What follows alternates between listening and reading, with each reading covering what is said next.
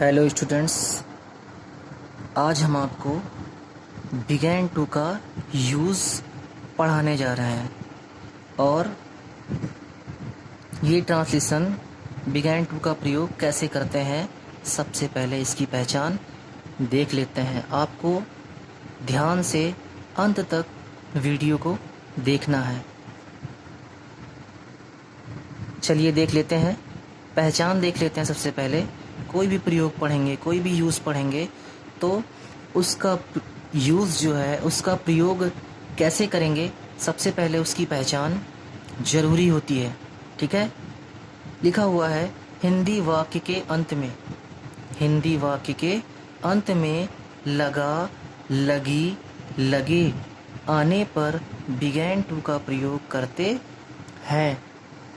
यानी अगर हिंदी में कोई वाक्य लिखा हुआ है और उस वाक्य के अंत में लगा, लगी, लगे आने पर वाक्य वहीं ख़त्म हो जाए, समाप्त हो जाए, ठीक है, तो वहाँ पर हम बिगैन टू का प्रयोग करेंगे।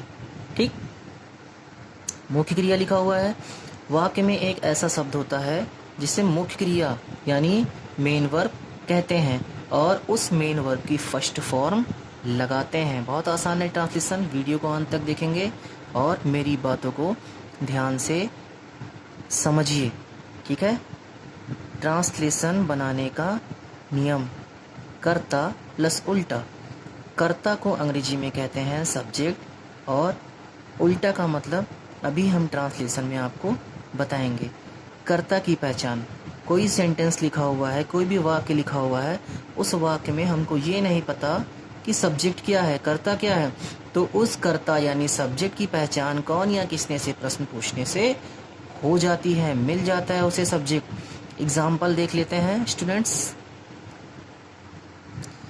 सबसे पहले सेंटेंस लिखा हुआ है वह जाने लगा।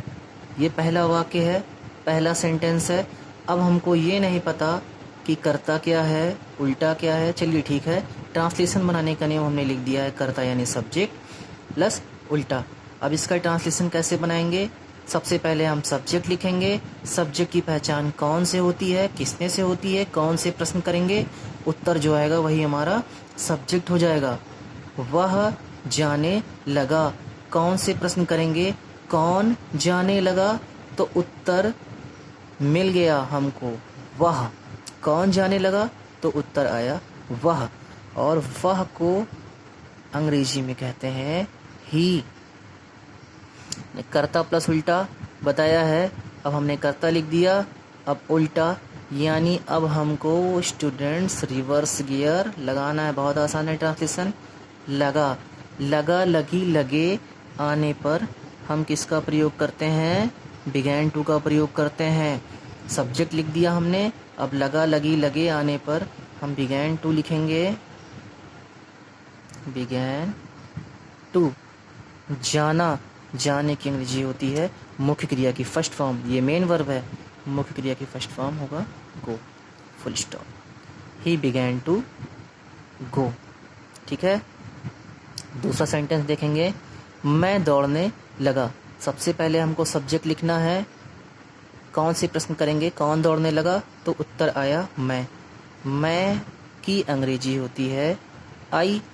अब उल्टा रिवर्स गियर लगाना है, पीछे से ट्रांसलेशन बनाना है। लगा, लगा की अंग्रेजी लिखेंगे बिगैन टू। दौड़ना, दौड़ने की अंग्रेजी लिखेंगे run. I began to run. बहुत आसान है ट्रांसलेशन।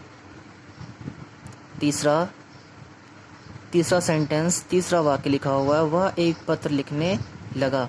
सबसे पहले कर्ता यानी सब्जेक्ट लिखेंगे। कौन एक पत्र लिखने लगा, तो उत्तर क्या आया? वह। वह की अंग्रेजी क्या होगी? वह की अंग्रेजी होती है ही। अब पीछे से ट्रांसलेशन एक एक शब्द का बनाते चलेंगे। वह लिख दिए ही। लगा, लगा की अंग्रेजी हो जाएगी began to. He began to. लिखना, लिखने की अंग्रेजी क्या होती है? मेन वर्ब है, फर्स्ट फॉर्म लगाना है राइट। ठीक है, अब हमने सब्जेक्ट लिख दिया, अब पीछे से एक एक शब्द का ट्रांसलेशन हो गया। लगा की अंग्रेजी बिगैन टू हो गई, और लिखने की अंग्रेजी राइट हो गई। अब बच गया एक पत्र। एक पत्र की अंग्रेजी होती है a letter. He began to write a letter.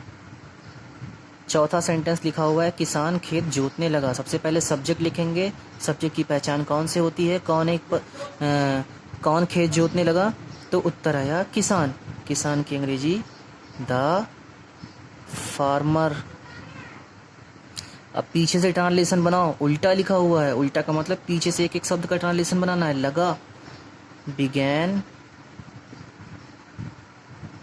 To, जोतना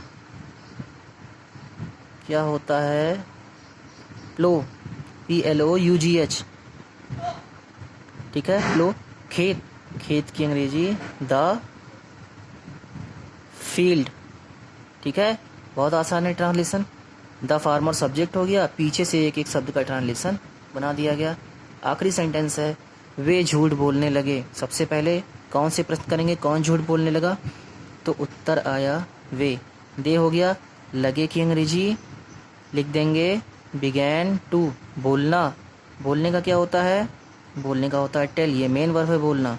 झूठ, झूठ की अंग्रेजी होती है a lie. They began to tell a lie. तो फ्रेंड्स ये था हमारा वीडियो, और जो है हम उम्मीद करते हैं आपको बिगैन टू का प्रयोग समझ में आ गया होगा। वीडियो को पूरा देखने के लिए बहुत बहुत धन्यवाद।